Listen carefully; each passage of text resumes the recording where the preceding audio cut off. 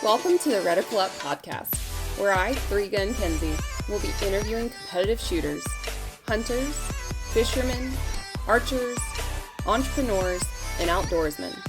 Come learn with me as I interview people from all walks of life, in different disciplines, all across the world, from novices to professionals of all ages. No matter what, everyone has something they can teach you, so come join me on the journey. Welcome back, everyone. I've got Sal Luna on the podcast today. So he's an engineer at Atlanta Arms. Big deal, right? Works on a lot of their machines. He's top 5 in the world, though. GM shooter, shoots production, also limited, now Steel Challenge a little bit, too. He has a world title in Steel Challenge, and he's won IPSC Nationals. So, Sal, is there anything you don't do? I'm not doing well in 3 guns, so I witnessed that. I got my ass whooped because I can't load a shotgun. So that too on this podcast. I can't wait. I think shotgun humbles the best shooters out there for sure. Yeah, I didn't have time to train for that. So yeah, I thought it was gonna be cake, but it wasn't. Yep. Oh gosh. So so you didn't grow up in the US. So if you want to tell us, where you're from and your story of how you moved to the United States. I was born in Nicaragua. That's a country in Central America for those slacking, geography. And I basically grew up shooting. I grew up in a shooting range. My parents were involved in the gun industry. So I grew up with guns in my hands. I have memories when I was 3 years old shooting, 22, then 223s and stuff like that. It was fun times.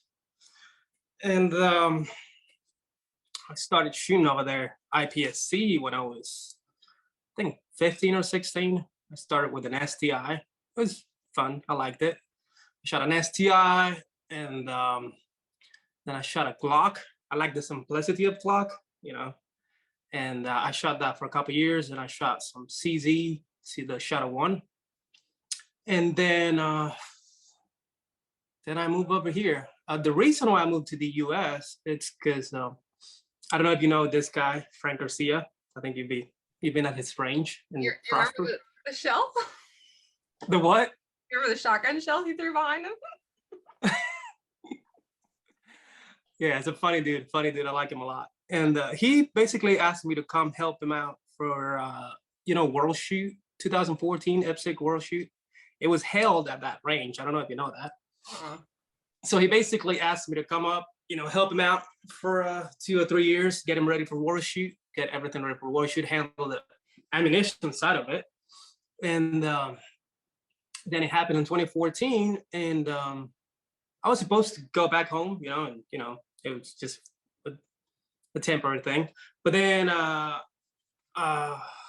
just ended up staying. I think then I moved down to South Beach. I worked on an ammunition company down there. It was friends of Frank's. He asked me for some help, help him out and, help him grow. And I don't know. 9 years later, I'm here in Georgia working for Atlanta Arms. I wasn't planning to be here, but it just happened, I guess. That's life. Yeah. So even growing up around guns and, in the industry around you, you still never expect to work in the industry and be shooting full time.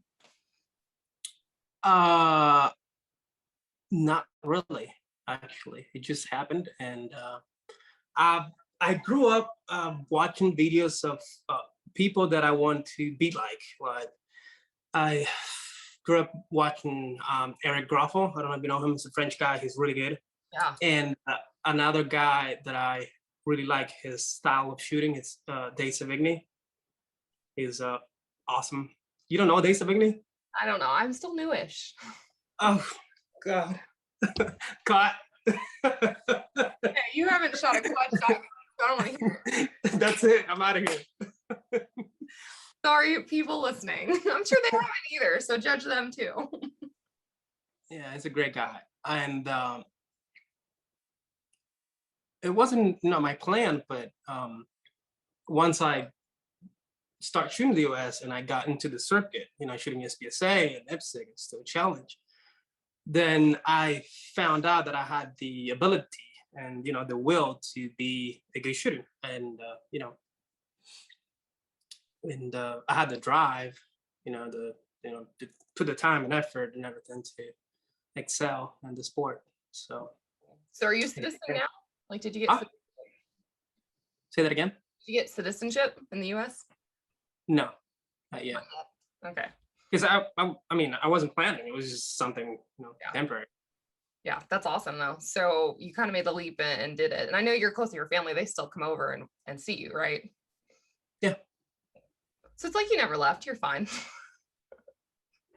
Well, yeah, but I miss it over there. It's totally different. Yeah. Different lifestyle, a lot of partying, a lot of partying.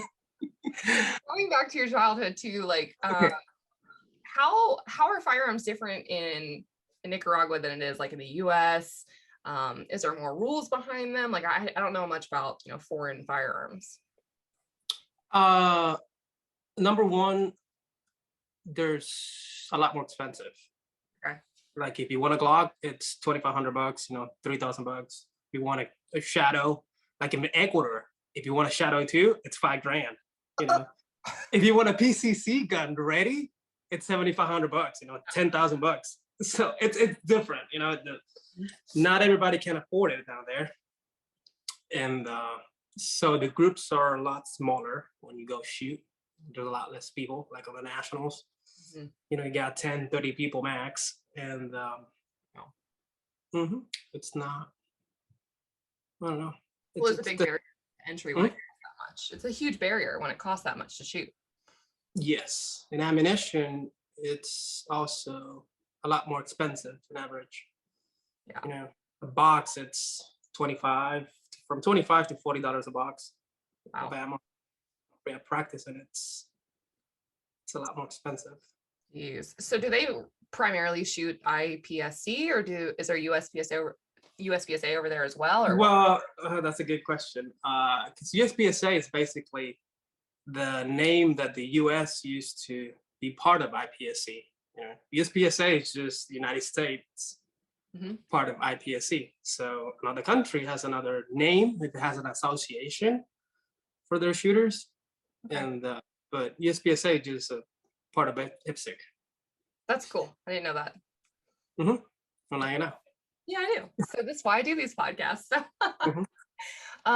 Okay, for you, like, I mean, it sounds like you're just a natural gifted shooter. Am I wrong?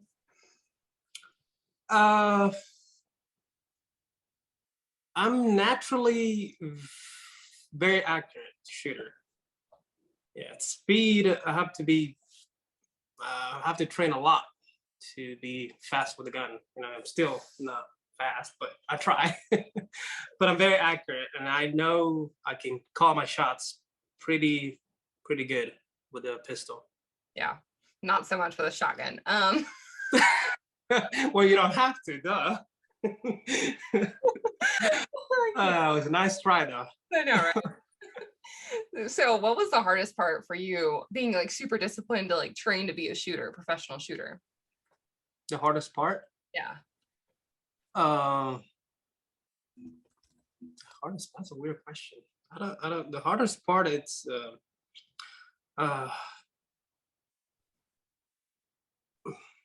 hardest part of being a professional shooter, it's the sacrifice, I think, because it requires a lot of time to train and get ready for compete.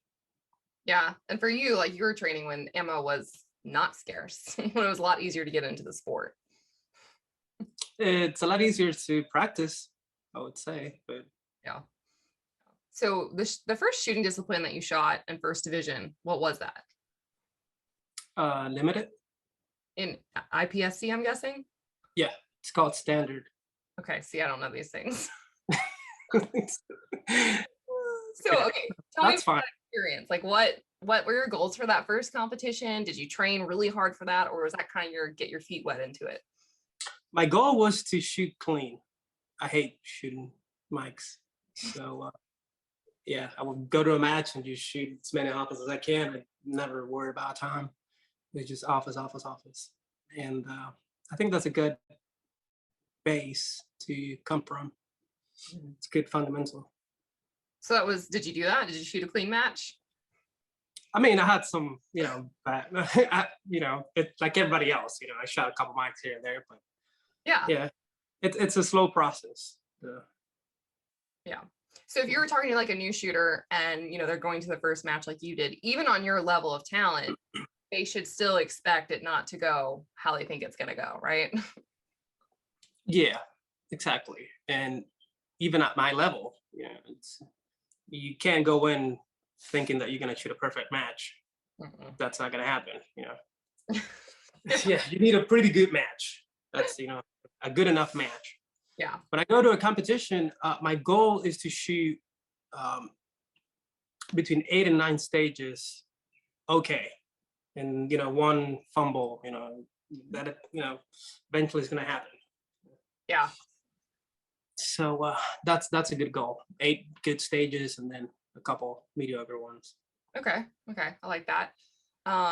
Okay. So then why production? Like you mostly shoot production. So why the heck is the production division fun for you? Fun? Why do you enjoy that? That horrible reloading division? No, reloading is fun. What are you talking about? And counting rounds, and then if you miss a steal and you've only got so many rounds and you go to slide lock, dude, it sucks. That's part of the game. It sucks for everybody. So if you can suck less, then you have an advantage. But you found that fun. Like you found your spot in production shooting. Well, not really. I think it's more fun to shoot carry optics, with 21 rounds and just go out and blast. So, you need to write that down. Sal said high caps better. Well, it is like 20 rounds. For people watching, what gun did you switch to? What are you shooting now for the carry optics? The same gun. Which tell people what you shoot.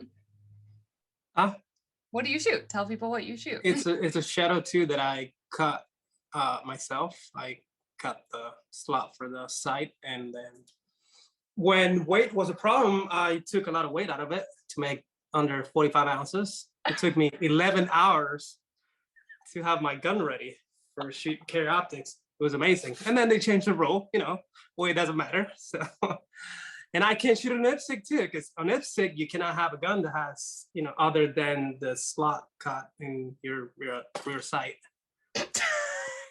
Basically, yeah. So USPSA essentially kind of just messed you all up. What? So USPSA new rules just kind of messed you all up where you're like, cool. Yeah. Oh my God. USPSA. That's great. So how did you... You meet Sylvia yet? Sylvia, say hi to the camera. Yeah, Sylvia. She's a big old floof. Uh-huh. She's a big old floof. Yeah. That's cute. So how did you pick up speed and like work on speed? Like what was that routine like to do that? Okay, I always have a problem with speed because it's basically just do the same thing you're doing far away, just put it closer. Mm-hmm. And trying to pursue speed for me is not good. I get a lot of trigger freeze. Mm-hmm. So I have to focus on shooting A's at close distance and just do it and over and over and over so I can get a little bit quicker. And the problem is that I had an injury back in 2017, tennis elbow. So with tennis elbow, my training program changed. If I shoot high burst, like, really close targets, like 4 targets, then reload, then shoot, 30 rounds in 10, 12 seconds, I would do a lot of damage to my elbow. So I couldn't practice close distance for a long time. I started practicing short distance, like 6 months ago, a little bit before this nationals. And it took me like 2.5 years to get rid of tennis elbow. It's a really bad injury. That happens when you have a lot of ammo and you try to shoot it all. No, I'm kidding. I just overloaded the elbow. I use it a lot to work, and then I dry fire, then I shoot live, and go to the gym, exercise a lot, so that overloads the elbow. And then PlayStation, it's not good too, especially when we play with a mouse and keyboard. So yeah, it's I'm trying to get better at close distance. Okay. Have a higher pace, like a faster pace of shooting. That's one of my weaknesses. Yeah. Have you ever played the Wii games, Wii Tennis or Wii Bowling when it came out? I've seen them, but no, they're just stupid. No, it's super dumb. Like years ago, that's what gave me tennis elbows. So like you're literally. Oh God, you gotta be kidding me. No, the one hand that you're like whipping targets, you're just in the air and you're like, why do I hurt the next day? That was that. I know, I'm special. Okay, so you're picking up speed, you're getting more accurate. How did like everything just kind of fall into place? So from IPSC, moving over to the United States, shooting US PSA, like what were the first few competitions like until you really got like you down, I guess? When I started shooting up here, I shot Florida State. I won that one, and I was a B class, and everybody was mad about it. Sandbagger, yeah. Sandbagger, yeah, I know. And then I shot nationals. I think I shot like 90%, and at nationals for the first time, I was like 10th place or something like that, 10th, 12th. It's not right. The key was I was very conservative. I was watching every shot, every hole, making sure I shot the clean match. And but that only gets you so far, when you're very conservative in a match. So then you start like losing it up, and gathering more experience for matches, knowing when to shoot faster and give a little bit of accuracy up so you can, get a higher hit factor. And that's the difference of game between USPSA and IPSC. IPSC, it's more accuracy oriented. Okay. And USPSA, it's more either balanced or speed oriented. When you don't have to aim too much to actually get a good hit factor on a stage. So, which I don't like that, and it's getting progressively worse, I would say. I mean, but we have the rule changes, aren't they so helpful? Popper calibration, limits, magazines, put them anywhere. It's just fit a band-aid, People are always going to get bad poppers at matches, like AJ. But so you prefer than IPSC over USPSA, at least. Yeah, all day, every day, IPSC. So how come they don't have those at all ish in the States? I mean, is that just because it's the foreign division and it's not US? Like, I know they have IPSC nationals, but there's nothing really locally. Well, again, we're part of IPSC, we just do different. Every region in the world can, arrange their stages the way they want to. It's just, I don't know, people like it, higher hit factors in here. Yeah. The way that I see it. Okay, let's go back to training routine. You mentioned dry fire. A lot of people hate dry fire, right? So, like, how did that? Oh gosh, yeah. There's so many people that complain about it. It's like that's kind of how I've been able to get better, especially on reloads, especially on PC. The only way that I would say that you're okay not doing dry fire, it's when you're shooting so much that you don't have time to dry fire, or you don't have the muscle endurance. Like if you're shooting between 3,500 and 4,500 rounds a week, then it's okay not to dry fire, because you're shooting a lot, and I have done that. So when you're shooting 4,000 rounds a week, there's no time to dry fire. Sure. But if you're not doing that and you're not dry fire, you just fall behind. Yeah. If that's what you want, then that's fine. So what does that routine look like though? Like how often, what drills are you running? What part time? So if somebody's watching or listening to podcasts, like what can they run and do better?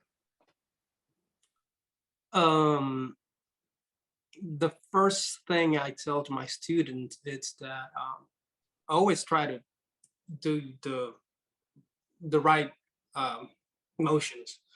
and focus on aiming at the alpha. You know, because if you're trying to pursue a part-time without doing it right and properly, it's you're not gaining much. You know, you have to do it right a lot of times before it starts to get quicker. So that's basically it. Like when I dry fire, I don't use a timer, unless I'm dry firing for a steel challenge. You know, just to draw. I put a timer on my computer, just a loop, just loops, and it's faster. You know, because you got to be efficient when you're training. Because if you're gonna spend an hour doing dry fire every day, you know, that's a lot of time. But if you can do it in 30 minutes, you know, 20, 30 minutes max, then, you know, you have to cut all the times that you're not actually playing with the gun, which is, you know, when you hit the timer to go off, that's 3 seconds, you just waste it, you know, instead of just being a loop going over and over and over, you just, you know, doing the motion, doing the drive, the draws, you know. That's brilliant. That's brilliant. Well, you can apply the same concept for live fire. And if you're not shooting 600 rounds in 45 minutes to an hour max, then you're just wasting time. People take, you know, 3-4 hours at the range shooting 500-600 rounds, and that's just too much for me. I don't know. Such a long session. Okay, but still didn't answer my question on like what drills. What drills? Just basic draws, Okay. you know, and for still challenge, I put my part time at 1 second. On still challenge, it's very important that you know, half of the first shots on still challenge have to be between 0.9 and 1 second. Then some of them have to be between second and 10. And like at a limit, it's 125. It's a good draw, 130 maybe. So I just, you know, practice a target that I can do okay at 1 second draw from surrender. That's my target. That's my goal. And I don't try to get faster than that, just more precise. You know, when I draw the sights perfectly in the center of the target. So just do it over and over again until you know, I go to matches and I try to replicate that. Yeah. Now with like USPSA dry fire, are you putting out partial targets and smaller targets all over your house like most of us do, and working on all that? Yeah, I did that. I did a little bit of movement at home. Lots and lots of reloads, you know, because hashtag production. And but I don't do part times on USPSA. I don't try to do part time on that. I just draw my gun, you know, point. Make sure I'm looking at the alpha. Yeah. Doing good reloads, you know, trying to look at that mag wall every time and be good at it, good enough. Yeah. Okay. What other divisions, by the way, have you tried besides production limited? Let me say something before we move on to the next question. Yeah. Because on more in IPSC, it doesn't matter if, you know, you have a second draw, 1 second draw, and your competition, it's a 0.9, you know, but if you're not hitting the A zone on that, you know, 0.9, and draw is not going to, you know, decide who's going to win. Yeah. In USPSA, the draw is a little bit more heavier. You have more standing shooting, you know, you draw, you shoot 4 targets, you reload again, and you shoot them again. And the draw is a little bit more important in ESPSA, in my opinion, than in IPSC.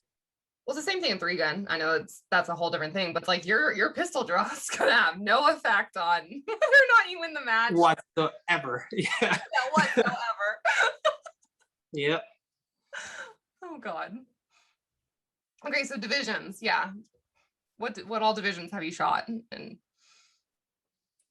divisions, just production, limited, carry optics, and I never shot open because back when I started,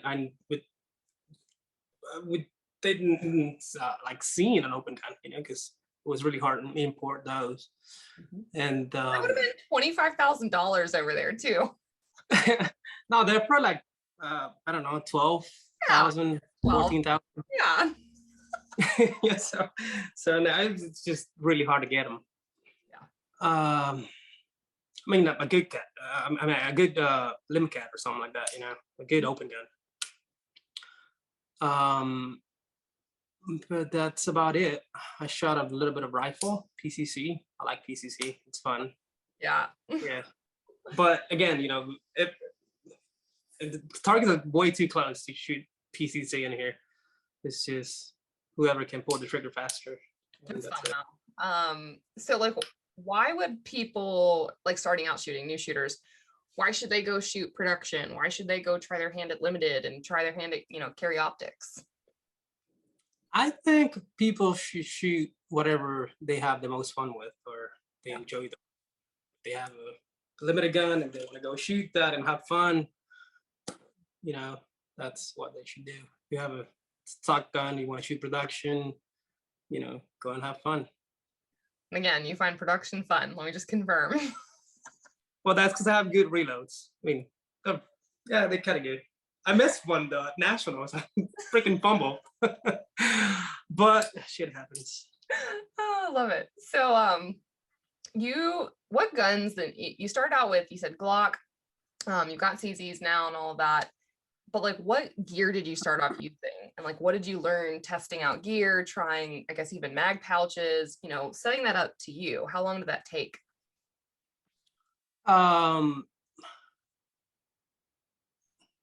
It's the first year, I think.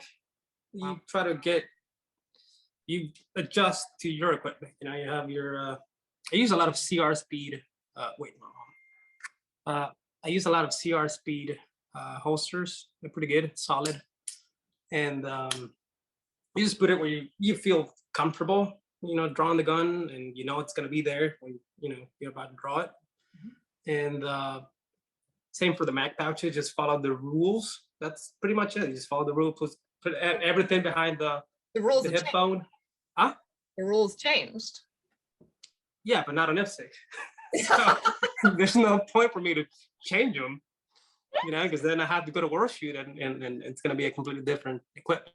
So funny. Well, and you think about like the top guys, I was asking one of the AMU dudes, it's like he's not moving his gear because he already knows how to run the gear, where the gear's at. So if he changed it, mess him up. Yeah. You get a dry fire and get used to that. And so it's not cost effective to move them, you know. So I guess for like new shooters, you know, why is it important for them to like try guns or try out people's gear before like going out and buying the most expensive stuff they can find? Well, you can go and buy them and try the most expensive guns first and go shooting. I don't see anything wrong with that. What if they hate it? Huh? What if they hate it and they just spent, you know, thousands of dollars on stuff? You're not gonna hate it. I don't see why. It's gonna be a better gun, you know, most likely than a $700 gun. So actually, I had a question about the CZ. So you shoot, first shot is double action and then you go into single action. Yep. What's like super important for people shooting those to know about that first trigger pull and to really focus on?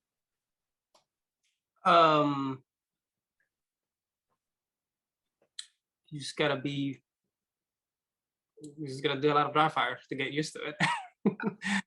Because it's not it's just like developing the mental and, you know, and motor skills to draw the gun and pull that first shot and then transition to the single shot. It's a single action. It's just you have to do it so many times that it feels natural. You don't have to think about it. Yeah. I think I'm more fearful, like that first trigger pull, are you kind of more slow and intentional, or you just pull it the same way now that you do any other shot? I just pull it, you know, just make sure that my sights on the center of the target and just pull the trigger. Pull the trigger and pray. We had Berettas for Florida State pistol team, and I remember I was terrified of the double action. I've never mastered it. You know, you're like shaking, trying to figure it out, and then you pulled the shot. So not for me. Shaking. Okay, I never. I don't need double action. It's so intimidating. It's just a trigger, and you pull it, gun goes bang, and that's it. Why I shoot a 2011? Huh? That's why I shoot a 2011. Smart. Oh yeah.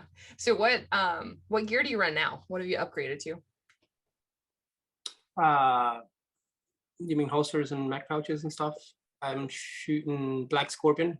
That's my sponsor for the gears. Awesome. And they're pretty good. There's,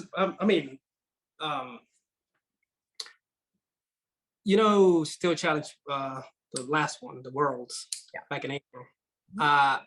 My sponsor sent me the gear like a week before the match. So I just put it on, start dry fire it, but it was like very similar to what I was using. And I just dry fire it. I, trained for that week. Then I, shot that match and won it. So they're pretty damn good, especially the holster. The holster is pretty good. That's awesome. They're solid. My favorite part about that was your company, Atlanta Arms, is like the best when it comes to emails. So I see your face on every newsletter. And then when they send out an email saying, hey, Sal finally won something. Those fuckers, I know. Those emails, like I actually opened those and I was like, ooh. I know. You have video though from Multi-Gun Nationals, don't you? Somewhere. Multi-Guy Nationals? Yeah. I don't know. I don't know. I want to find that footage and send it to him. Okay. So what all competitions have you been to throughout your life? State, area, nationwide? We've talked a little bit about world speed shoots, but where all have you been? A lot of states in the US, and then all Central America. Some countries in South America, I've been a lot to Ecuador. Ecuador is a really, really nice country to shoot at. They held I think it was 1998 World Shoot in there. 1998 or 1994, I don't remember. But yeah, Ecuador had a World Shoot. It was really good. I didn't shoot, but I heard it. So you would have been like 10. You would have been like 10 years old. Yeah, no, 6. Yeah, it would have been 3. Thank you. Yeah. And Jamaica is so much fun. There's always partying after the shooting. When the shooting's over, oh god, it's good. Yeah, so, everybody should go to Jamaica. Aruba knows how to party also. And, we're getting an insight into Sal's personal life here. Yep. So no, like for Jamaica, on a side note, my cousins went, they were 12 years old on a cruise. The freaking gift shop sold them pens with alcohol in like the pen part of it. So they were literally buying liquor, but it was okay because it was actually a pen. That's legal. Super legal. What are you talking about? Okay. How that works. Yeah. Puerto Rico too. I've been to Puerto Rico. And, okay. They know how to party too. Have you been to Thailand? No, I didn't. I will. Yeah. When it happens. It happens. Yeah. Talk about that actually. So you made the World USA team and you'll be shooting in Thailand. What is that? What is it? It's a big competition. It's a big people that don't know, Sal. So talk to people like they. World Shoot, it's basically the best shooters in the world, that they're affiliated to IPSC. All the regions, they get a slot, and the bigger the region, the bigger the slots amounts they get. Like for example, I think the US gets 100 slots. And like the country that I was born in, they get 2 slots. Imagine the difference. Yeah, it's based on the number of members. Sure. And so it's a really, really tough competition. Really, so what really does tough. it look like for you to get that spot? Well, you have to shoot best 3 out of 4 nationals. Either IPSC Nationals in the US or US IPSC Nationals. Cool. And, for the year prior? Your percentage, it's added up on a list of shooters, and whoever gets, the best 4 added percentages of the best 3 out of 4 matches gets to be in the team. So is it all different divisions too? Like you're talking about standard, limited, whatever? Yeah. Okay. Also categories, ladies, seniors, stuff like that. Ooh, so I can make it when I'm a super senior, maybe. That's when I can actually. One day, yeah, you Yeah. gotta aim for it. Well, I want to do World Shotgun Shoot if they ever have it over there. So There you go. yeah, that's my goal. So traveling for shooting, a lot of people haven't done that, especially internationally too. So can you share a little bit about like how to fly with guns, especially internationally? Like, what does that look like? Well, internationally, you have to talk to whoever's organizing the match, and they're gonna provide you with the gun permit. So you bring your gun with you. It's like a temporary carry permit to whichever country you're going to. And then you have to have a form from the US that you're going to use when you get back. Because you can take the guns out of here, like you just declare them at the airport and just take them out of here. But once you get back, there's a form, I think it's 4473. They have to register your guns. So when you come back, they're on your name and just a little form that you show in customs. And when you travel out, it's simple, just ammunition has to be like 11 pounds, which is around 400 rounds, but very few airlines will weigh them. So just, put 500 rounds and just go to shoot. Words from Sal. So if you get arrested, no, you won't get arrested. Worst thing is that they will force you to, make it 11 pounds and whatever is left. You have to go to your car and just, put it there and then go back to the airport. And, if, hopefully you get there with enough time to do that. So. Yeah, flying with guns, I think you should give yourself a little bit of extra time. Yeah, but it's not a big deal. No. Right. No. I don't realize that. What is your favorite match you've ever been to? France, World Shooting France. That's cool. It was cool. And I know like the stages, whoever Jolie, I think is the name, is a French guy that designs the stages by hand. Like he draws them by hand, every single one of them, and they're precise and they're scaled and they're they have measurements, like everything. It's really, really good. That's cool. They're really, really well designed. And hit factors are always from 3 to 6 for production. Yeah, they're very low. Okay. How does that feel when you see that? Well, it's how it's supposed to be. So no, I know, but like when you're used to US PSA in the States, you're like, sometimes I go to a stage on an air match and I'm like, what is this stage doing here? This is not a backyard local match, but they're fun too, so can't blame them. Oh man. So yeah, making these connections across the world is pretty cool, pretty powerful. Like our community is a lot smaller than I think a lot of people realize it. So what do you see like international competitors not having, that us Americans have to when it comes to like our competitions or our guns or even our freedoms? Like is that really any different, in France and all these places that you've been to? It's a lot different. Like owning a gun, it can be really, really complicated. Number one. Number two, the components, getting the components into the country. That's also very challenging, for the gun shops and stuff like that. So the limitations on guns, ammo, and components, reloading equipment, reloading machines. Wow. It just a lot more barriers when it comes to having all that available for you. And over here, it's so much easier. Just open your computer, order, Dylan parts and components and stuff. Just reload them, go shoot. You can have, 20 guns in the back of your truck and you're good. So it's completely different over here. But yeah, people don't know what they have until, you start, politics start getting, trying to get their hands into your guns and yeah, things might get messy, but let's not talk about politics. So. No. Is there a country that you haven't been to yet or haven't shot at, like that you want to? Brazil. Oh, Brazil. Okay. Yeah, they have a big IPSC down there.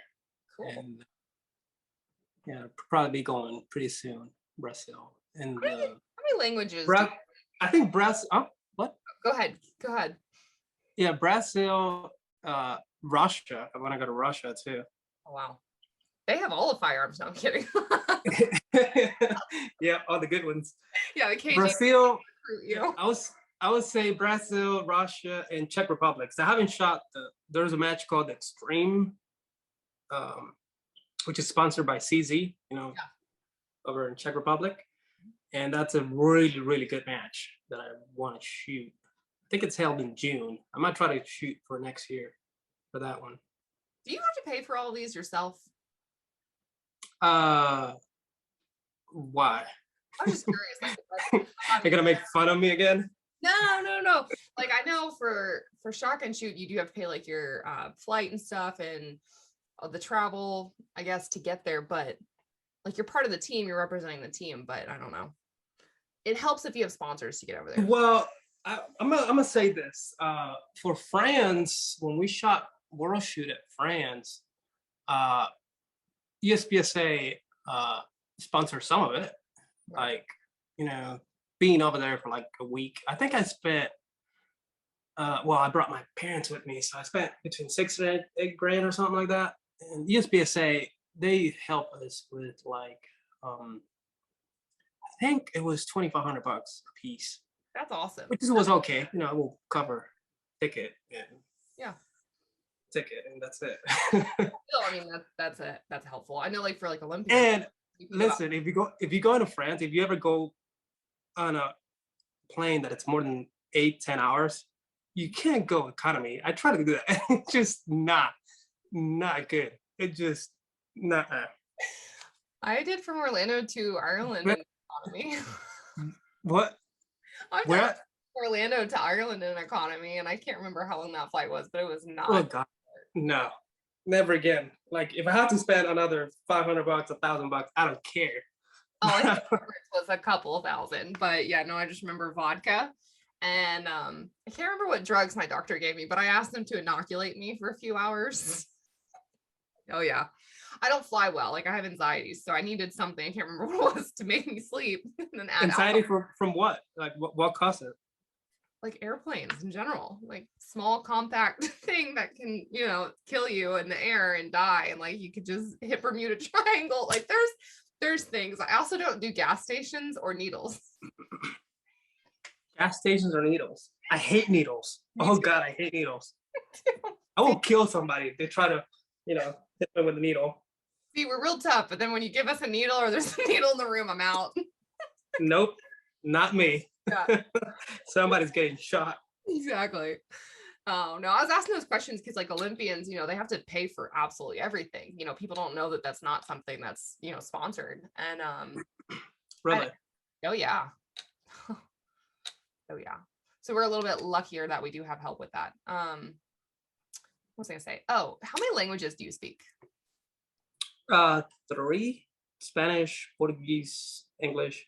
I try to learn French. Like I can do the basic stuff, but I wasn't very good at it. That's cool though. That helps. I know. Yeah, like I can go to a restaurant in France, order my, whatever I'm eating, and basic stuff. Pasta, bitches, bring me all. No, it's wine, bitches. Give me all the good wine. That's true.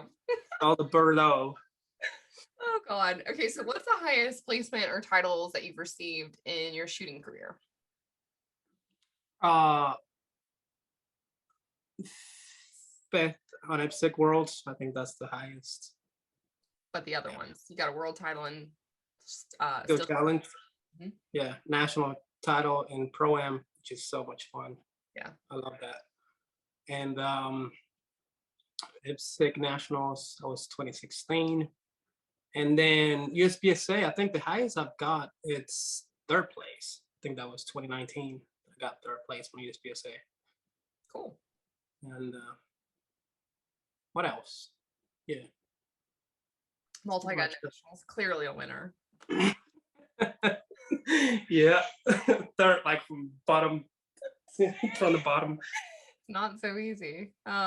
If you had to guess, it's probably you can't figure this out, but if you had to guess, how many rounds do you think it took to achieve that level of success? To be a good shooter, it took me about 100,000 rounds. To be a world class, it took me about 250,000. And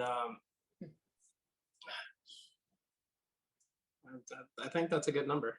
Yeah. I've seen shooters that I know shooters that have shot a lot of rounds, and yeah, and the level, once you get to a certain point, you know, the amount of rounds doesn't change your performance so much. So sacrifice has to be a lot higher so you can get some gains out of it. But yeah, yeah, who's your biggest? Go ahead. That's a lot of rounds. Okay. That's a lot of ammo. Sylvia is very loud. Is it? Being very loud, baby. So like it's so needy.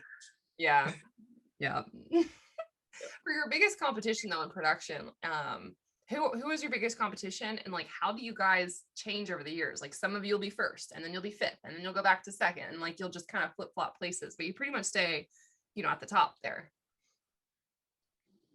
Well, right now for the last couple of years, it's been the top guys, Niles, Mason Lane, Jacob, he's really good. What am I missing? JJ, when he shows up and shoot, it's really good. It's funny too. And his stripes are ginormous. Who else? I don't know. Can you help me with that? I'm trying to think of who. I have really bad memory. Huh? Nils and Jacob both have shot a little bit more carry optics now. You know, they'll still shoot production. They're so good with it. But you guys definitely, you're still like, you're so close with each other, but the scores do change so often, like match to match sometimes. You know what I mean? Mm-hmm. Interesting how that happens. It is interesting, and the performance per match changes too. Like on air matches, we have a certain performance that, you know, we achieve, and then nationals it changes a little bit. Yeah. Experience on a national match comes, you know, it's heavier, you know, than, you know, the amounts of rap that you practice or how much you dry fire. Experience comes in, and you know, it's a deciding factor on a nationals. Yeah. It's different. And you guys all shoot together. So like once you place top, whatever, for the year before, then you're making super squad and you're shooting with your competition. So you talked about it earlier. You're looking at scores every day. If it's a 3-day match, right? And you're looking at, do I need to be more accurate? I need to pick up speed? Or, you know, on the last day is that, do I just need to gas it as fast as I can and just, you know, pray and send? Like, are you watching that and knowing kind of where you're at as you shoot with these people to know what to do? When we're shooting a match, not really. I don't have to. I just I know where I stand from, you know, my performance. Like a day that I have a bad day, you know, 30 points behind par, and you know, I know that I'm, you know, 30 points behind first place, probably like 15 points behind, you know, second place and stuff like that. So if you're close, you know, everybody's close, you know, it's a different feeling. And you look at the scores, you know how you're doing, you know, second day, it just changes every stage, and anything can happen, you know. Yeah. Does that stress you out shooting with them? No, it's fun. Shit. It's the best feeling ever.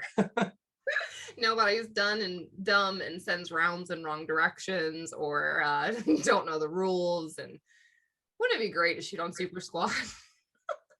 Yeah, although you know, even if it's the Super Squad, you know, we also, you know, do mistakes and stuff, you know, like first stage, last nationals, I shot a mic. First stage, that was devastating. Then third stage, I fumbled a reload on a 13 hit factor stage, which it's not good at all. So that reload, I just fumbled. I just hit the side of the gun and just the Mac went out flying, and that cost me 30 points. You know. But yeah, it's just whoever it's more solid at, shooting, that it's gonna, be at the top. Yeah. Pretty much. So what are your goals that you have yet to achieve that you're working towards coming up? So what's your goals there? These nationals. Getting a national title in US IPSC. That's one of them. Okay. And then podium at World Shoot. That's also another one. Cool. I think I have enough too. There's a lot of work to do to get those two. Oh man. So you do shoot for fun occasionally. Like carry optics is kind of your fun now. You said you enjoy PCC. Have you done any other weird sports that we don't know about, like skeet shooting or PRS or anything? Skeet, man. The first time I tried skeets, I was so much used to shooting dove and quails. Back when I grew up, I shot a lot of dove and quails. Doves are my favorite. And, they're flying 90 miles an hour. And you're shooting, through the morning, you shoot 300 rounds every session. You're hitting between 100 and 150 doves. And then you go to a skeet match and you say pull, and then the freaking skeet's so slow, and I'm like, what is this? Then the lead is so much that you just miss them. You just don't hit them. That was my first, the first time I shot skeet. That was my the perception of it. Skeet's so freaking slow. But I've shot it. It's fun, kind of fun, a little bit boring, but. Three gun is anything but boring. You tried that. Oh, tree gun is really fun. I just hate quad loads. You can just shoot open. No, it's just too much. I don't have the equipment. I have to gather the equipment and go shoot. So yeah, that's fine. I'd rather just take 2 months just training quad loads, get good at it, and go shoot it. If I go again, that's what I'm gonna do. 2, maybe 3 months of quad loading, and I go shoot. Because my rifle was zeroed. I got my holds pretty good. So I know I'm gonna just stop with the pistol. I'm not gonna have a problem with that. Yeah. So yeah, just the quads, because my shotgun stage was a disaster. It's so fun to watch. So that's all I just could have said, okay, I'm gonna should just zero it, just DNF me on that stage and let's move on. Let's save the shotgun shells. God, it was so fun to watch. So that's how I met. No, it wasn't. It was so fun. So Sal is like new to this, and it was, he's up here in the pistol world, and then down here in the shotgun world. Oh, but when it came to the point of, okay, you should shoot that with a shotgun, I'm like, no, I'm gonna shoot with the pistol. Then I did it, the pistol way, which it's lower. Like there's no way to, compensate with a pistol. You can do it with a shotgun, if you're good. There's no way. So you're always going to be behind. So yeah, the more shotgun skills. It's not just about the quad loads either. It's about putting the right bird shells in there, and then slugs to get the swingers, and it just different game. I need a lot more experience to get in the top 10 there. I think it was 17, which isn't. It's good. It's bad. It sucks, but whatever. You're fast. Okay, good question. You're fast. You can run fast. That was good. That's the only good thing. No. So out of everything though, like skeet or 3-gun, or even like if you haven't shot PRS or NRL 22, is there anything that you really want to try, like your hand at one day, if you were to move away from pistol or just try something new? Which sport? Which sport? That's a good question. Sport. Well, shooting sport. Would you choose 3-gun? Would you try to pursue something else? Like, I will shoot rifle. PRS sounds fun. Okay. Because I grew up shooting long distance rifle. Mm-hmm. Like I remember shooting metallics, 300-yard metallics with an M14. Like I did that a lot. Yeah, sit in position like this. It's just so hard. And it's a big target though, but it's really hard to hit it. Metallic rifle, shooting 308. And I shot that a lot. I shot a little bit of F class, and just boring. I shot. I did a lot of shooting for fun, just to get ready to go hunting. Deer hunting. Mm-hmm. And I started with the 222 Remington. not a 223, 222. It was very accurate. I have that little rifle. We're shooting like 0.4 maybe at 100 yards, which is pretty good. Yeah. So 0.3, 0.4, a really good rifle. Wooden stock. I think I have a picture somewhere. I might post it. Okay. And then I had a Remington 700. No, I had a Remington Model 7 243. Really good rifle. Yep. Lightweight, really good to hunt with. And not so accurate, accurate enough. I think half an inch at 100, something like that. And then I had a 308 Remington 700. I think that was the model. Bartman Special. I think Bartman Special.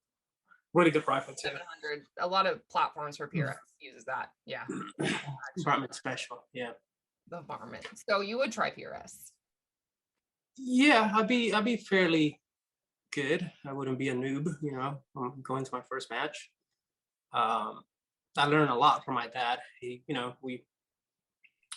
used to have range out there. Used to be there a lot, and he shot a lot of 800 yards to 1,000 yards with I think he has a 308 Norma Magnum rifle, which is very similar to the 300 Winchester Magnum. And it was really fun when he has his rifle zeroed. He would just tell me to go shoot. Like I was stepping the bench that was already. The rifle was like aiming at the, I would shoot a popper at 800 yards. I would just sit down, just pull the trigger, and then wait a couple seconds, then see the popper fall. Ding. So rewarding. It really is. Yeah, it's fun. Yeah, that's cool. But there's a lot of science behind it, bullet weight and, your putter, your charge, what type of brass are you using, the primers, dude. The primers have to have a lot to do with the accuracy. So that's a different world, So my podcast, Matt Hornguy, could help you. He did the PRS. We talked all about that. I learned words that I didn't even know about waterline, and I don't even know. Couldn't tell you. Can, but can't. And then tomorrow's, so this will be later, but tomorrow's episode, we talked about NRL 22 because it kind of simulates the same stuff of PRS, but you're shooting, little tiny 22 bullets at a closer distance, but you're still having to learn how to get in position and use bags and bipods. And have you heard of that? NRL 22? No? No. Oh, it's the National Rifle League. Sounds unnecessary. Just do the right thing, Huh? Really cool. So like, think about like my range here only has 100 yards. It kind of sucks, right? So we can't go have PRS at this range. So you can do an NRL 22, shooting smaller caliber, shorter distance. But I mean, I'm talking about 1/4 inch fucking target. Okay, it's just a line, and the line is the circle at the bottom, and it's bullshit, and it's a spinner. No. Harder than sounds like IPSC airsoft. Just no, no. So hard. Okay, I want to dive into your workout stuff. So you've dragged me to the gym before, super fun, and you have a set like workout routine. So what exercises do you do that like helps you on the range? It helps me on the range. High intensity stuff like ladder drills for footwork, and any exercise that would strengthen the shoulders, for the grip also. Grip is very important. Okay, I saw you doing that the other day. So you're playing with like a baton? A baton. That's a barbell. That's a 45-pound barbell. Yeah. But what, like it's a baton. So what are you doing? Like, what is that motion? And are you It's just simulating the recoil. You go up and down with a barbell that weighs 45 pounds. Okay. So building resistance and endurance on your cool forearm. Follow Sal for more workout tips. Okay, so you do high intensity stuff, and then like what else? Lifting? Do you do any weights, or you do more endurance, or what does that look like? I do regular weights. I try to avoid some of them that might be not good for my physique, like squats. I don't do much squats. It might hurt your knees or your lower back, so try to stay away from those. I do them, I like them, but if I do too much, then I'll be sore, and it's not good if you're trying to compete. So I try to stay away from one max like reps and stuff, PRs and stuff like that. Just have a decent routine, go up in weights, but don't overdo it. Don't, break anything. Don't pull a muscle, any tendon that you're gonna need to shoot a match with. That's my advice. Do you change it up though? Like, you don't do a set routine forever and ever and ever, right? Like, do you try new stuff? Yeah, new exercises. Yeah, I incorporate new exercises to my routine. Okay. And change them up a little bit, but it's basically pretty much the same. It's like shooting. It's about repetition and do it over and over and being consistent. That's true. All right, and then you semi eat healthy. I've seen what you eat when you're on the road, but no, when you're at home, the glare, the pasta, wine, the pasta. Okay. The ravioli. Yeah, for real. Okay, so you eat healthy, work out. So can you share a little bit about like what like your eating routine as well and why all of that comes into play for like major matches? Well, I eat a lot and I burn a lot of calories too, so I can't afford to eat a lot. That's a good thing. But it's basically high carbohydrates. It's just how my body will, it's adjusted to it. I try to stay away from a lot of meat and especially red meats. I don't do that too often. And it's basically the way that I eat, it's high fibers in the morning, high fibers, a lot of calories. Like before 11 a.m., I have to have between 1,000 to 1,400 calories in me. And then lunch, which is another probably 800 calories to 1,000. And then dinner, around between 300 and 600 calories in dinner. Okay, so you go downwards. I go down, yeah, because if I eat too much at dinner time, then it affects my sleep, so I don't like it. So at a major like 3-day match, what are you eating and drinking like days before, day of, and like even after for recovery? I don't change anything before match. Mm-hmm. Pretty much whatever I have for breakfast the week before, I have for breakfast, the day of the match. Yeah. I don't change anything. After a match, though, I take a couple of days off. If I don't have a match for the next 2 months, then I take a week off. I don't shoot, I don't dry fire, I don't do nothing. I just, play PS and, some Call of Duty online, stuff like that. It's important though, burnout, Yeah, but if I have a match like the next weekend or, the weekend after next one, then I just take a couple of days off and I just get back right to it. Okay. Keep grinding. So how can people be better about all of that? Be better. Yeah, I've seen them go to matches and drink alcohol the night before and oh no. When I'm off season, I party, I drink a lot of alcohol, I stay up late, I do a lot of, not so healthy stuff, if you will. balance. Huh? There's balance in that. Yeah, but if I'm on season and I have matches and I have to perform well, and if I have like world shoot, a year from now, I would stop drinking. Like, I have a beer here and there, but yeah, nothing like I wouldn't have a drink of rum or something like that. You have a very needy cat. Huh? Very, very. Yeah. Oh my goodness. Okay, so I want to talk about mental management too. So when you go into like match mode, whether it's a big competition, smaller, or even like world shooting and all of that, when do you go into match mode? I don't know, 6 months before. Oof. Okay. What does pre-match like prep look like for you?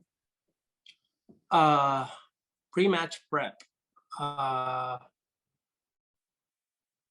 don't know. Walk the stages. See what's up. Oh my God. No. Back up. So beforehand, like a week out, days out, are you like, when are you cleaning mags and guns and loading it up? Like, what does all that look like for you to get ready? You're looking at the stages, right? You're preparing for a lovely. I look at the stages online. Yeah, I see the rank counts. I do a lot of, if you can look at the stages, whether on paper or online or stuff.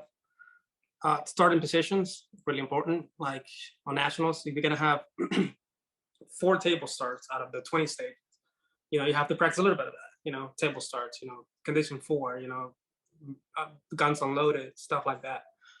If it's a lot of draw and shoot, you know, standing, and you have to have a lot of dry firing, you know, first shots and stuff like that. You know, you just gotta get ready for that particular match, and in that sense, because besides the starting positions, I don't think there's much you can see. Maybe the amounts of swingers in the match. I go into the match book and I see, oh, you know, nationals, there's I don't know, 20 stages. We got 8 swingers. Okay, cool. I have to practice a little bit of swingers, not too much. But then you go to World Shoot, you have 30 stages and you have, you know, 36 swingers. And, you know, it's you know, you have to practice swingers pretty much all day of the week. So that changes a lot. How do you attack a Just swinger? an example. Huh? How do you attack a swinger? How do I attack it? Yeah, how do you shoot a swinger? You have to practice it a lot. Yeah. But at the same time, what are you looking for too? Like how do you hit alpha zones on these swingers? Depends on the movement. Just you have to track it and know where to aim and how to prep your trigger. And recoil management is very important. If you're trying to get a swinger in one pass, you know, it's very important that you have a good recoil control. And especially if it's a 25-yard swinger. I tried to do that at nationals. I had 2 mics. So I've been practicing a lot after that to get a swinger in one pass. But yeah, it's a matter of practicing the swinger, get a lot of feedback from it. You know, where did you aim, where the impacts are, you know, see the swinger, so where you're impacting, and, you know, change accordingly so you can actually get a lot of alphas. I think on a swinger, if you have 80% of alphas, you know, in general, you're doing very good. You know, like 80% of the swingers at a match, you're gonna have 2 alphas or alpha charlies, then you're doing very well. Yeah. All right, so you've arrived at the competition, whatever it may be. Now, how do you walk stages and what are you looking for? I'm looking for the most efficient plan and the most simple and efficient plan on a stage without complicating too much. Overcomplicating it's sometimes it pays off, sometimes, but it's rare. You know, it's better just to keep it simple and count steps. Steps are very important. It's going to tell you, you know, the closest distance. It's all math. It's just go over there and, you know, see what's closer so you can execute this positions in order, which is going to be the less number of steps. That, but sometimes a little bit more steps with less uncomfortable positioning or comfortable shoots or shots that, you know, less difficult shots, a little bit better. Like on World Shoot, I remember a stage that 90% of the shooters, it was in France. It was a big like square with windows on opposite sides. That most of the shooters stayed in the center and shot targets through the windows. You know, like trying to fish for the targets and then shooting this side and shooting the left side. They barely moved through the stage, but the positioning was so uncomfortable for them that the US team, you know, I was Ben, Casey Reeds, BJ Norris, and I, we came out with the plan. It was basically my idea to keep it simple. You know, let's run to the freaking window, shoot everything fast, run over here, shoot everything fast, go around the thing. You know, it's like, let's not do that. Like, shoot it like a pro-am match. Like, just go run, get closer, you know, blast, move over here, blast. And we actually end up, I think, beating them for like half a second and getting a lot more points. A lot of people started throwing mics. Yeah, that was a really good stage. You know, sometimes keeping it simple and getting closer to the targets, it's better than the opposite. Yeah. I like that. Okay, that's good advice. Mm-hmm. So, are you a better AM shooter or PM shooter? I'm just a shooter. I just show up and shoot. There's no AM or PM, you know, just Yeah, but do you perform better? you either ready or not. So the question should be, are you a ready shooter or not? I'm just not a morning person. Well, you have to be, you know, there's, you know, you have to be a morning person, a PM person, a rain person, rain and wind and storm and whatever it comes, you know, you have to be ready to just draw the gun and start shooting Have you seen me? and hit her. Have you seen my weather conditions when I shoot? Like, You know, what you never fall, have sunshine. you fall and break stuff. So No. my knee is healing. Let's see. Can you? Ow. Yeah, it's not okay. It's okay. The other one's worse, but yeah. Damn. Good. So I now have a knee brace and a knee sleeve. Well, if you want to take this advice, I know that having good physical conditioning will help you not to slip and fall. No, it doesn't matter. It does. No. It does matter. No. It does matter. No. Anyway.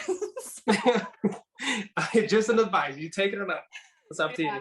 I don't think I'm like, I can't get helped. I've been falling my whole life. But so if you have a bad stage, like you were mentioning before, you know, one or two, how do you move on, stay focused on the next one?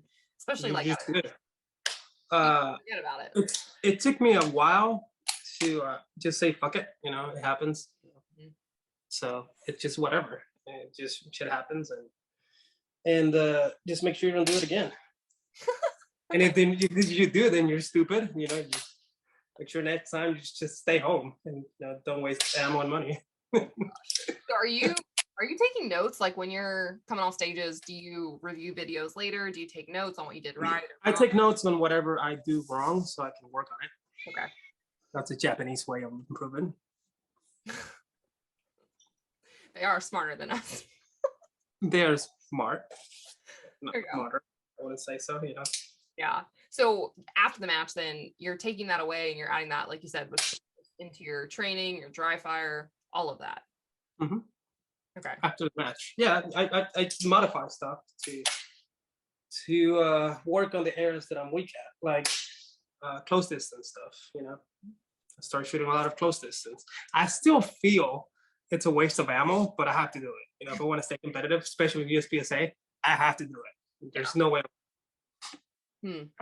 Okay, so you're playing with your firearms. So what did you modify on, like, your guns for yourself to make it better for you? On my guns, the Shadow 2, I don't do much. I changed the hammer spring on it, make it a little bit softer. And then what I do is I dry fire the hell out of it. This is my match gun. This is what I used to dry fire with, and then just go shoot matches. And it's so soft. Make sure it's unloaded. I don't want to blow up a hole. It's so soft, like double action. It's still, you know, 6.5 pound double, but it's super soft. And I put a extended firing pin on it to make sure everything goes bang. And I think it has a different fire pin spring on it. And I've modified the grips. They have like skating tape on it. Not a big grip. I like it better. People, you know, some people don't, but I do. I do it myself. Like this one, I haven't done it yet because it's looked orange, and orange just looks cool. So I don't want to cover it up, but I have to. You know, I have to. I'll probably do that this weekend. So when you do it now, looking at the rule change and stuff, are you trying to make the guns heavier for better recoil or lighter? No, I just keep shooting the gun that I've been shooting. If I change something, then I have to, you know, get used to it. Yeah. So it's counterproductive. It just get used to what, you know, equipment you have and practice with it, get good with it, and that's it.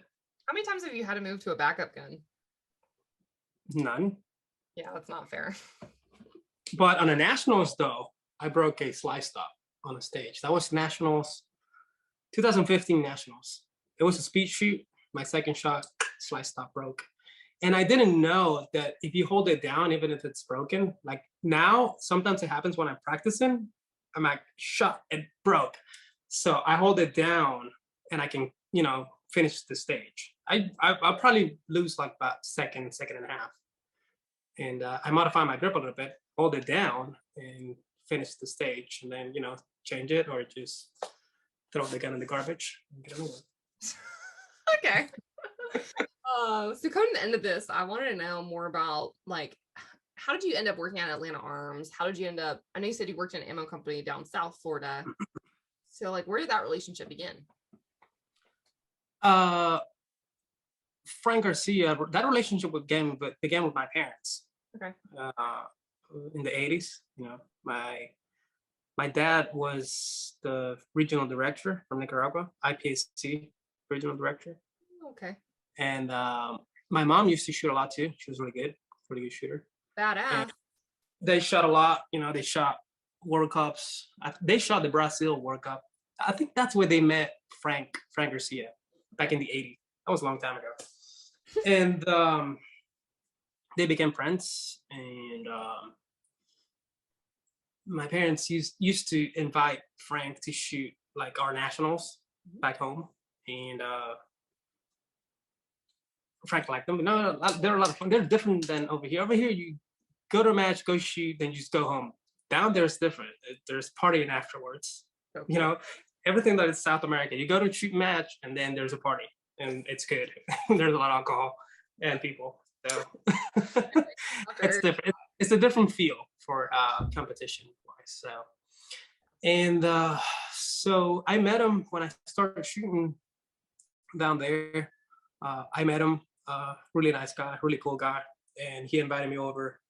He was basically my guardian when I was over here, and I helped him out. I worked for him, and he trained me a little bit. He guided me. He didn't, tell me what to practice or not. He just guided me like, hey, you have to practice a lot. You want to be good, you gotta sacrifice a lot of stuff.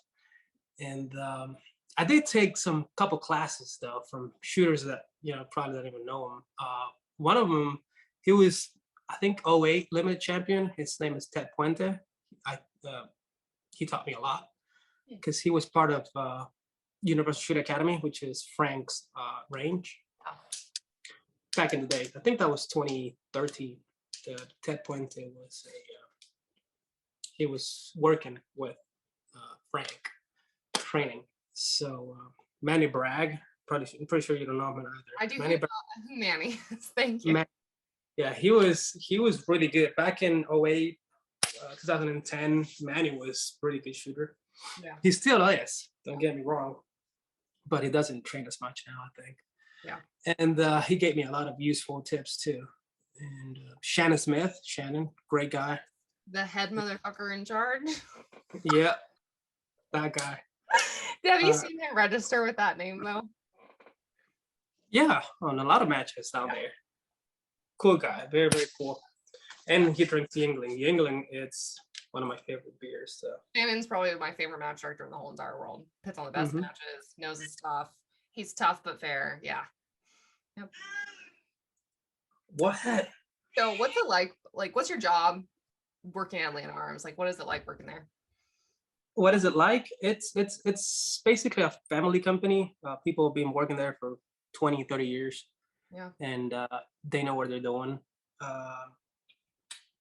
My job, it's basically like research and development, in charge of the loads. Like I know exactly what Jacob shoots, in terms of load data and stuff like that.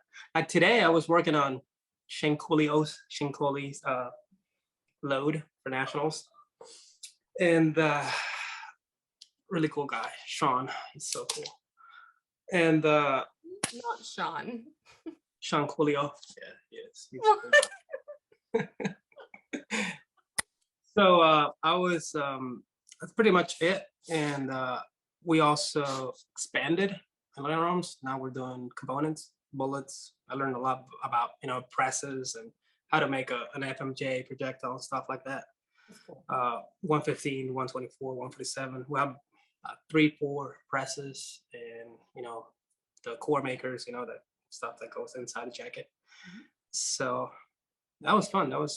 We did that for the last 3 years, and it's got pretty big, because of the demand, and it's grown a lot. And I helped out a lot with that. I learned a lot too. So awesome. That's basically it. What's it like working in the firearms industry in general? Is it fun? Is it hard? It's fun, you know, because you relate with a lot of things. But I don't know. It's fun to have access to a lot of ammunition. You know, it's something that you don't have to worry about. You know, like a lot of shooters that have to be worried about ordering components and then they have to reload it. You know, Friday I have to reload 500 rounds to have a match on Saturday. So that weight you don't have it. Yeah. But yeah, it's cool. It's cool. I like it. If someone wanted to work in the firearms or even ammo industry specifically, like what should they do to get in there? What should they do? Yeah, like how would someone apply? I just didn't know, like, can they go learn a trade? Is there a certain degree? You know, like, should they study something? Or it depends. If you're gonna do the marketing stuff, you know, you have to have some kind of marketing degree or stuff like that. You just have I work around machines, so I have an engineering degree. You know, I have to, know about metals and stuff like that, and manufacturing, which, inventory and stuff like that. So it just depends which area you want to be part of. For marketing there, all you have to do is have a photo album of Sal and make fun of him when he doesn't win. Just like this, like you're ready. Shit, come on.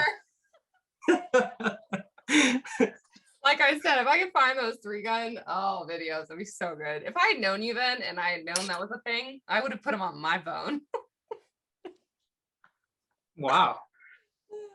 I'm kidding. So when is the next 3-gun nationals, by the way? I don't know if they're gonna have it. They should have it in April next year at Clinton House. I think US IPSC was talking to them to have it there. I don't know if it'd be multi-gun, 2-gun, or what have you, but I think they're trying to bring that back next year up there because it's a good facility. If you've heard of Clinton House Plantation, South Carolina. No, but it sounds close. Yeah, it's not not far from you because you can just hit 75, something like that. 20. Yeah, 20, and yeah. Of course. Question though, because you're in the insider scoop on ammo and stuff. Do you see components coming back, or is there still kind of a major shortage going on, or? They came back a little bit, but I don't think it's ever going to be like before. It's going to take a while, just like everything else.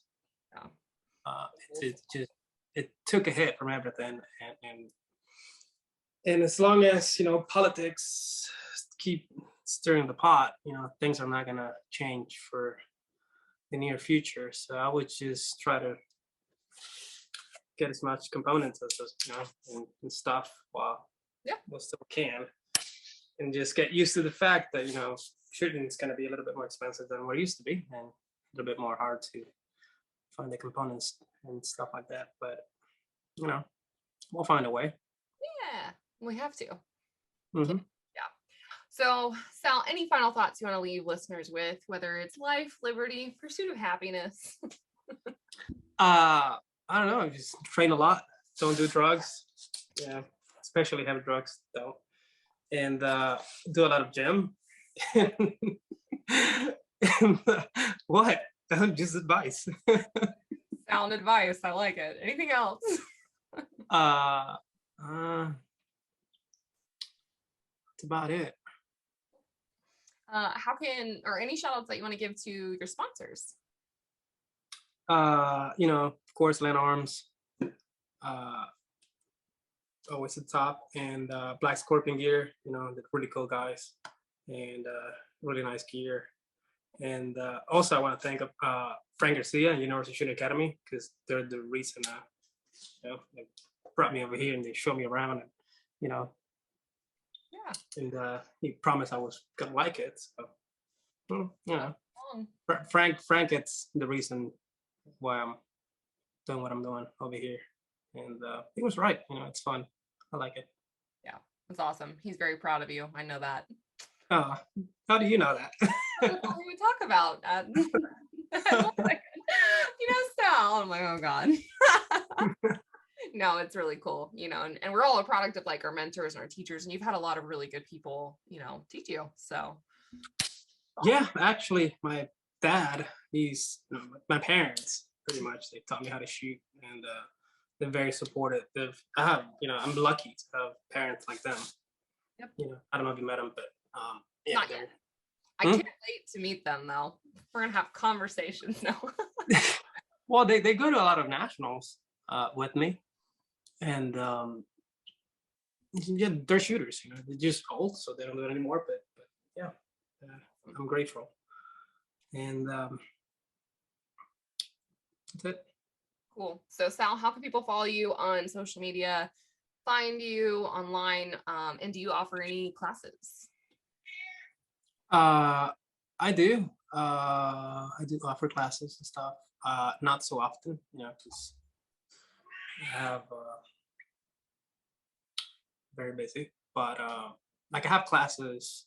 Like I'm going to Ecuador November, either the 6th or the 14th, I think. Stuff like that. I like doing the international stuff. And then I have class in Guatemala and stuff like that. That's insane. It's cool. I'm around in Instagram more than Facebook, because of the politics. I think, I don't know if you can put my Instagram down there somewhere. Let's see it. SJ Lunax, what is it? Yeah, with an X at the end. Yeah. I don't remember why. The other one was taken. That's the story behind your Instagram, is the other one was taken, so you added an X.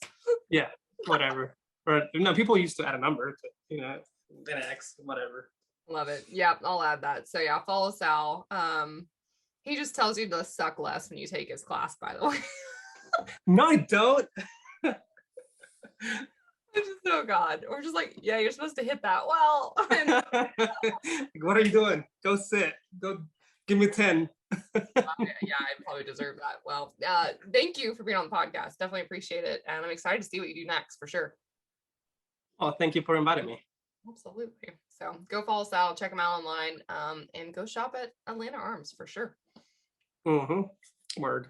Thanks for listening to the Reticle Up podcast. Be sure to subscribe wherever you get your podcasts and on YouTube. Follow along on social media at Reticle Up or 3 Gun Kenzie.